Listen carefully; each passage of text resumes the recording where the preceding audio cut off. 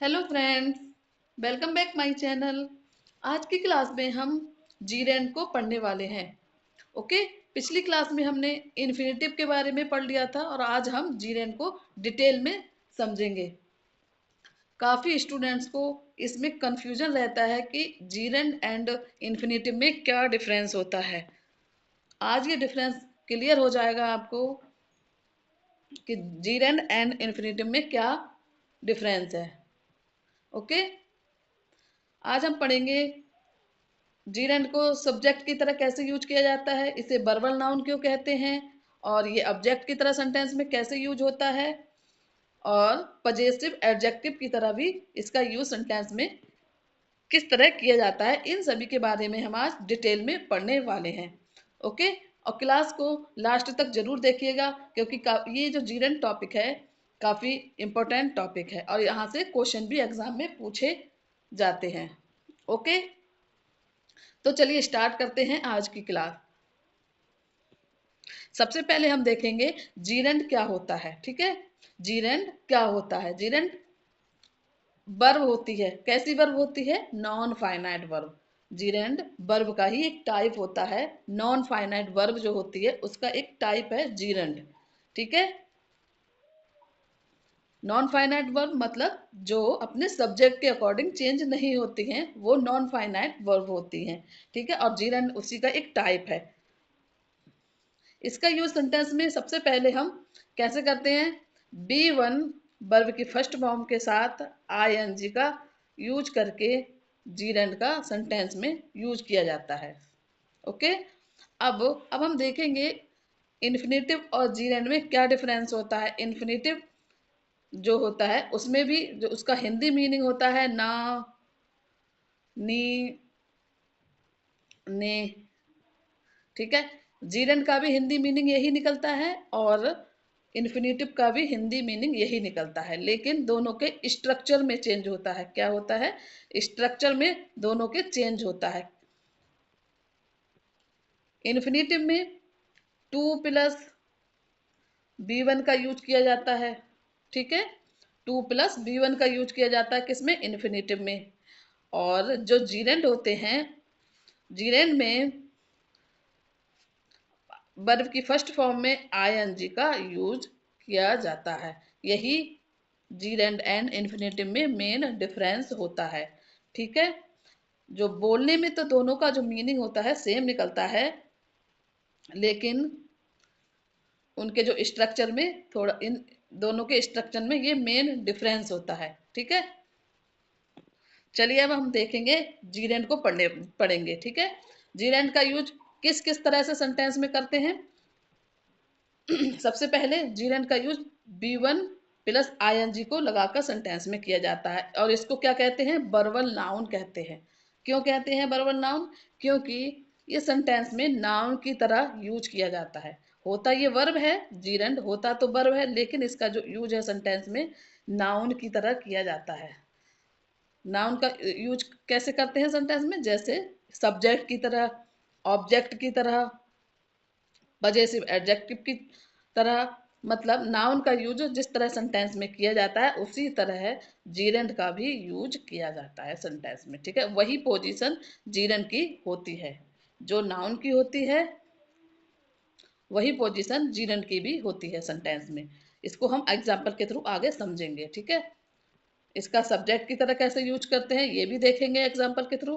Object की तरह use कैसे किया जाता है एंड पजेसिव एडजेक्टिव की तरह यूज कैसे करते हैं सेंटेंस में, इसको भी हम डिटेल में एग्जाम्पल के थ्रू समझेंगे। सबसे पहले हम ये दो एग्जाम्पल के थ्रू देखेंगे जीरेंड क्या है इसमें सेंटेंस में। सबसे पहले इसको देखेंगे।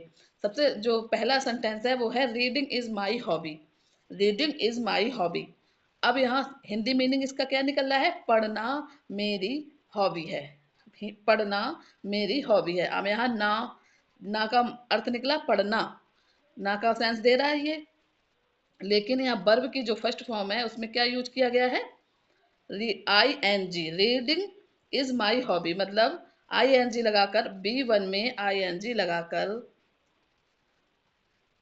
क्या बना दिया? ये बन गया जीरेंड। यदि यहाँ पर टू का यूज कर दिया जाता और बी वन का यूज कर दिया जाता तो यहाँ ये बन जाता इन्फिनेटिव। क्या बन जाता? इन्फिनेटिव बन जाता। ओके,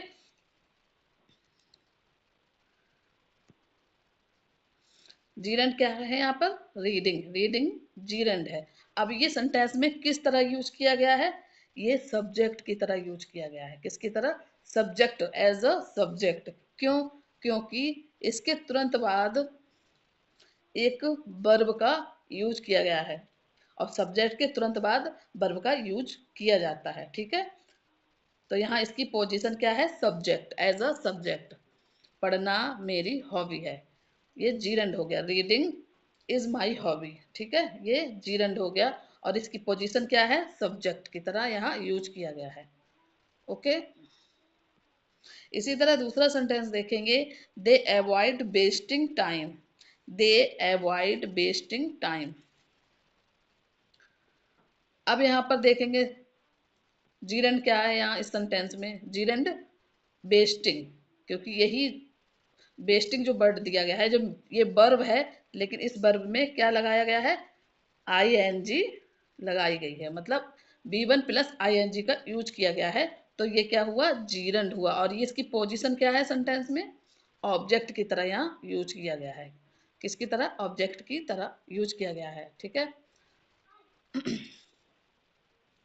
इसलिए हम कह सकते हैं जीरेंड बे वर्बल नाउन होते हैं जो सेंटेंस में सब्जेक्ट की तरह भी यूज किए जाते हैं और ऑब्जेक्ट की तरह भी यूज किए जाते हैं। ठीक है, ये होते तो वर्ब हैं लेकिन इनका जो फंक्शन होता है एज अ नाउन होता है, एज अ नाउन, नाउन की तरह कार्य करते हैं। ठीक है, क्लियर? आपको सिंपल तरीके से इसको पहचान लेना है। कैसे पहचानना है? क्योंकि नाउन के तुरंत बाद वर्ब आता है, वर्ब का यूज किया जाता है। तो आपको पहचान लेना है, यदि बी वन में आईएनजी लगी हो, यदि बी वन में आईएनजी लगी हो और उसके तुरंत बाद एक वर्ब का यूज किया गया हो तो वो क्या हो जाएगा? जीरेंड हो जाएगा। क्या हो जाएगा? जीरेंड हो जाएगा। ठीक है, इस तरह आसानी से आप सेंटेंस में इसको जीरेंड को पहचान सकते हैं। ओके, चलिए अब हम इसको डिटेल में देखेंगे, सब्जेक्ट की तरह सेंटेंस में जीरेंड का यूज किस तरह से किया जाता है। Gerund as a subject. पहला सेंटेंस दिया गया है, swimming is an excellent form of exercise. Swimming is an excellent form of exercise. इसमें जीरेंड क्या है? स्विमिंग। स्विमिंग क्या है? जीरेंड। ओके, क्योंकि यहाँ वर्ब की फर्स्ट फॉर्म में आईएनजी का यूज किया गया है और इसके तुरंत बाद इज वर्ब का यूज किया गया है। इसकी पोजीशन यहाँ वर्ब है, एक वर्ब, मेन वर्ब। ठीक है, अब हम देखेंगे ये सेंटेंस में किस तरह यूज किया गया है। ये एज अ सब्जेक्ट, सब्जेक्ट की तरह इसका यूज किया गया है सेंटेंस में। ठीक है, इसी तरह अगला सेंटेंस देखेंगे, hunting deer is not allowed in this country. Hunting deer is not allowed in this country. यहाँ पर जीरेंड प्लस नाउन, जीरेंड और नाउन का यूज किया गया है। ठीक है, जीरेंड प्लस नाउन का। अब जीरेंड यहाँ क्या है? हंटिंग, हंटिंग जीरेंड है और दूसरा इसके साथ एक नाउन का भी यूज किया गया है, डियर। अब ये दोनों जो हुए, ये ये एक सब्जेक्ट हो गया, ये पूरा एक सब्जेक्ट है। इस इज जो वर्ब दी गई है इसका सब्जेक्ट है हंटिंग डियर। ठीक है, ये सब्जेक्ट की तरह यूज किया गया है। आपको ध्यान रखना है, यदि जीरंड के बाद नाउन का यूज हो जाए और उसके बाद तुरंत एक वर्ब का यूज किया जाए, मतलब ये जो है दोनों हो मिलकर एक सब्जेक्ट की तरह कार्य कर रहे हैं सेंटेंस में। ठीक है, क्योंकि इसके तुरंत बाद एक वर्ब का यूज किया गया है, इज वर्ब का यूज किया गया है, तो ये सेंटेंस में क्या हुआ? सब्जेक्ट की तरह यूज किया गया है। ठीक है, इसी तरह अगला सेंटेंस देखेंगे, studying too harshly will result in a poor grade. Studying too harshly will result in a poor grade. यहाँ पर जीरेंड का यूज, सबसे पहले जीरेंड देखेंगे क्या है? स्टडिंग। अब टू टू हार्शली दिया गया है, हार्शली क्या है? यहाँ पर एडवर्ब है, जीरेंड के साथ एडवर्ब का भी यूज किया जाता है। ठीक है। जीरंड के साथ एडवर्ब का भी यूज किया जाता है। अब ये जो स्टडिंग टू हॉस्टली हुआ, ये पूरा एक सब्जेक्ट हो गया। क्या हो गया? ये सब्जेक्ट की तरह कार्य कर रहा है, सब्जेक्ट की तरह कार्य कर रहा है। इसके तुरंत, क्योंकि इसके तुरंत बाद बिल वर्ब, वर्ब है, ठीक है, बिल है, ये वर्ब है सेंटेंस में। और इससे पहले, वर्ब से पहले क्या आता है? वर्ब का सब्जेक्ट आता है। सबसे पहले सब्जेक्ट आता है, फिर वर्ब आती है। तो ये जो है स्टडिंग टू हॉस्टली, ये क्या है? सब्जेक्ट की तरह इसमें कार्य कर रहा है, ठीक है। चलिए अगला देखते हैं। Playing indoor games keeps the body healthy. Playing indoor games keeps the body healthy. अब यहाँ पर एक जीरंड दिया है, दूसरा यहाँ पर एडजेक्टिव दिया है, और तीसरा नाउन दिया गया है। मतलब यहाँ पर तीन, एक जीरंड और दूसरा एडजेक्टिव और तीसरा नाउन, तीनों का एक साथ यूज करके इसको सब्जेक्ट की तरह यूज किया गया है सेंटेंस में। मतलब आप कह सकते हो, या फिर यदि सेंटेंस में जीरंड उसके साथ एडजेक्टिव और नाउन का भी यूज कर दिया जाए तो ये सब्जेक्ट की तरह कार्य करते हैं सेंटेंस में। फिर इसके तुरंत बाद क्या आया है? वर्ब। कीप्स यहाँ पर वर्ब का कार्य कर रही है, मतलब कीप्स मेन वर्ब है यहाँ पर। और वर्ब से पहले क्या यूज होता है? सब्जेक्ट। प्लेइंग आउटडोर गेम्स, ये पूरा एक सब्जेक्ट हुआ, ठीक है। इसी तरह अगला सेंटेंस देखेंगे। Walking on the road at night can be risky. Walking on the road at night can be risky. अब यहाँ वॉकिंग, वॉकिंग क्या है? जीरंड। वॉकिंग जीरंड है। इसके बाद प्रेपोजिशन, प्रेपोजिशनल फ्रेज का यूज किया है, on the road. On the road क्या है?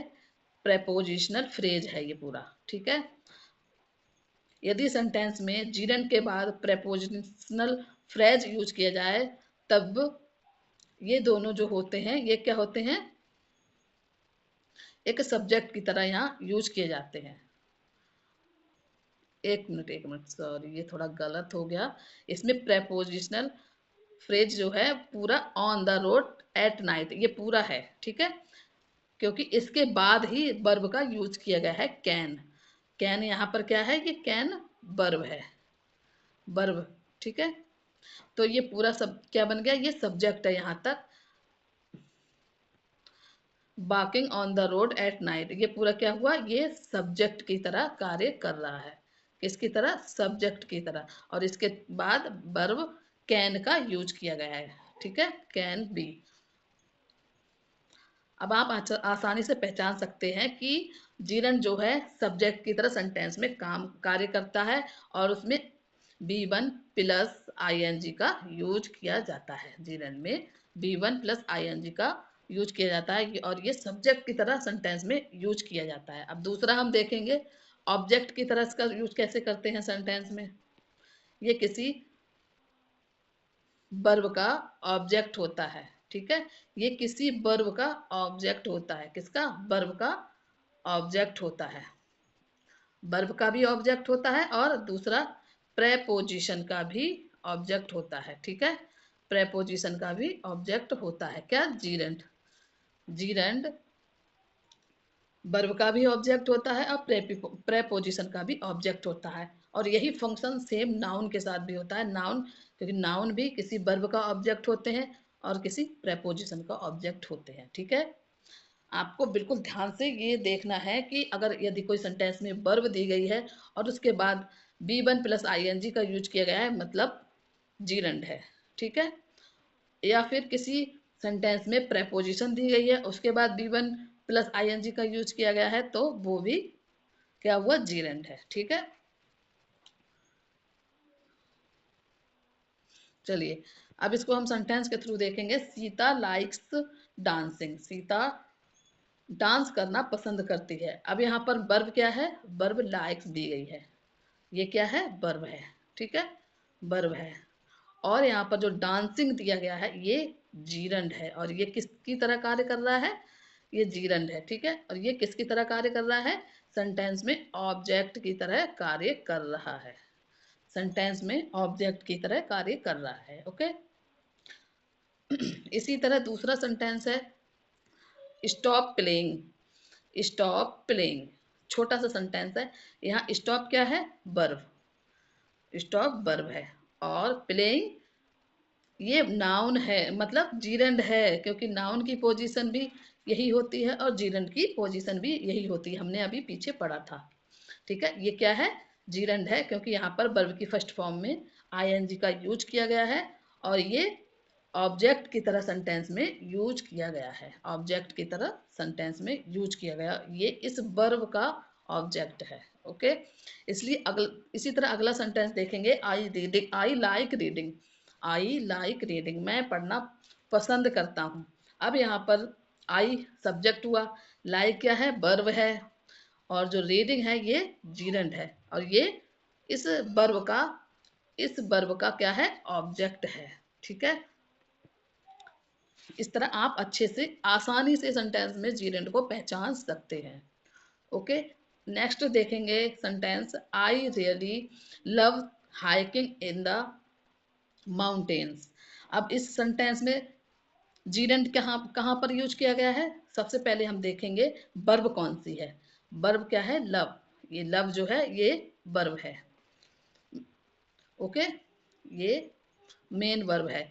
और जो दूसरा, इस वर्ब का ऑब्जेक्ट की तरह क्या यूज किया गया है? वर्ब के ऑब्जेक्ट की तरह हाइकिंग वर्ड को वर्ब के ऑब्जेक्ट की तरह यूज किया गया है। ये इसका ऑब्जेक्ट है, और ये ऑब्जेक्ट ही क्या है? जीरंड है, क्योंकि ऑब्जेक्ट की पोजीशन नाउन की होती है और जीरंड की भी ऑब्जेक्ट की पोजीशन होती है। ओके, जैसे नाउन ऑब्जेक्ट की तरह यूज किया जाता है, ऐसे ही जीरंड भी ऑब्जेक्ट की तरह सेंटेंस में यूज किया जा सकता है।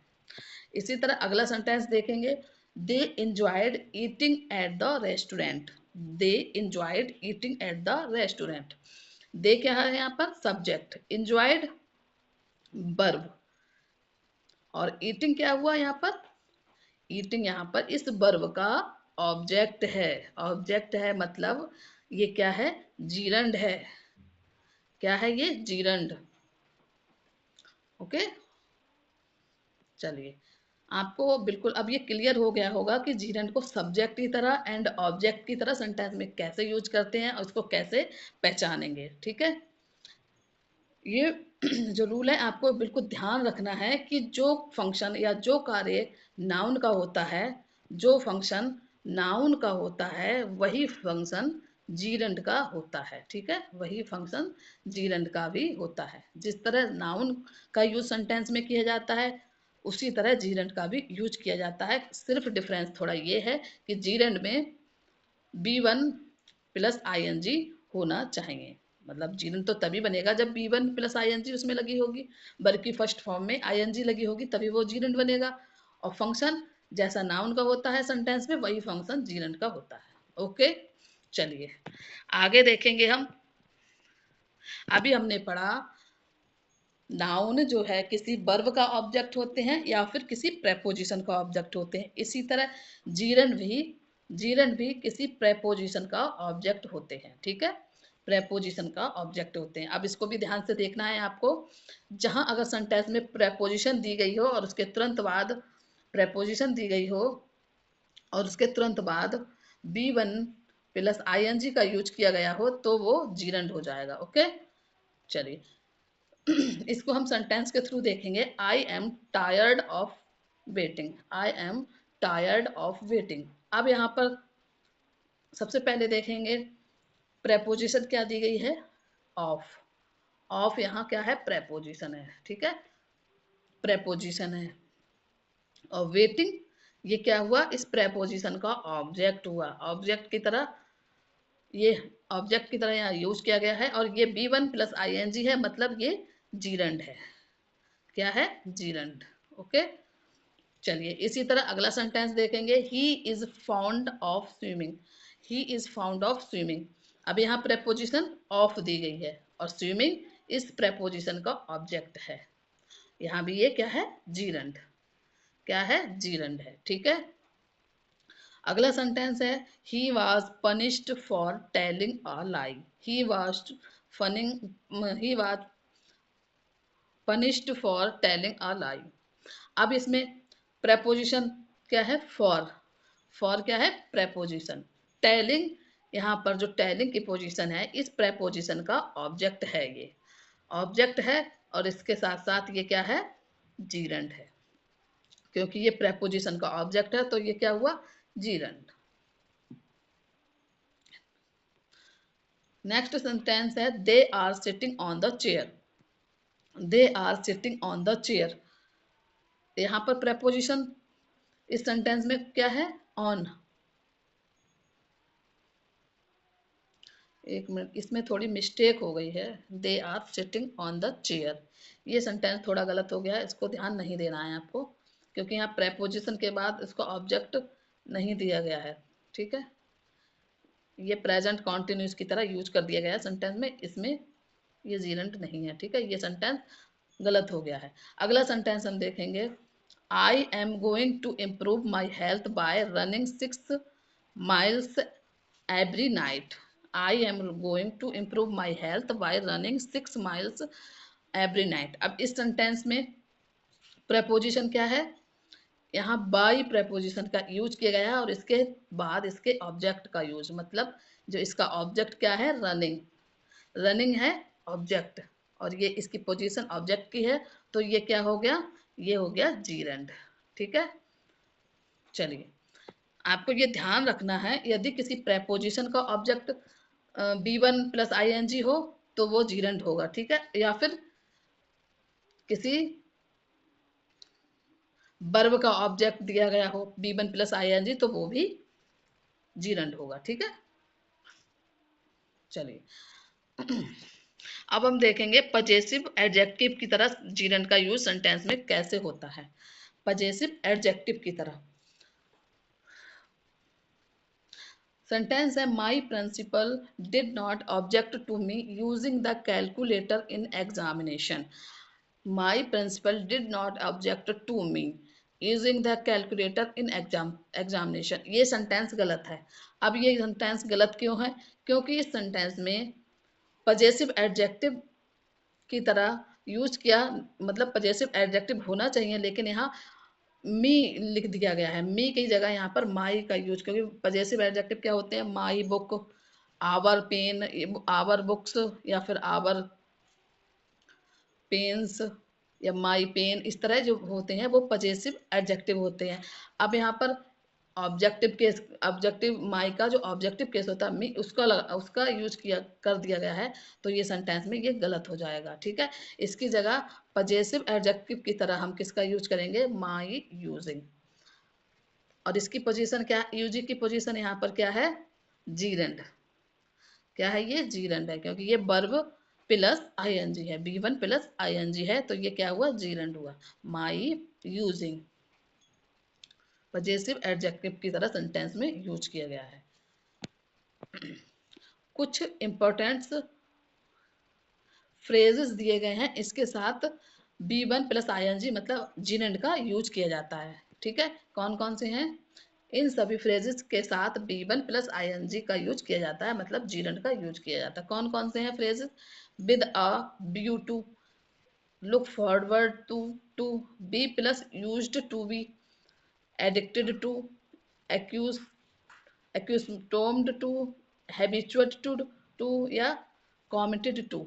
इन सभी फ्रेजेस के साथ जीरेंड का यूज किया जाता है। किसका? जीरेंड का। अगर यहाँ पर इन्फिनेटिव का यूज कर देंगे तो ये इनके साथ अगर इन्फिनेटिव का यूज के यदि इरर दे दिया जाए तो ये सेंटेंस गलत हो जाएगा, क्योंकि इन सभी फ्रेजेस के साथ हमेशा जीरेंड का यूज किया जाता है। ओके, चलिए इनको हम एग्जाम्पल के थ्रू देखेंगे।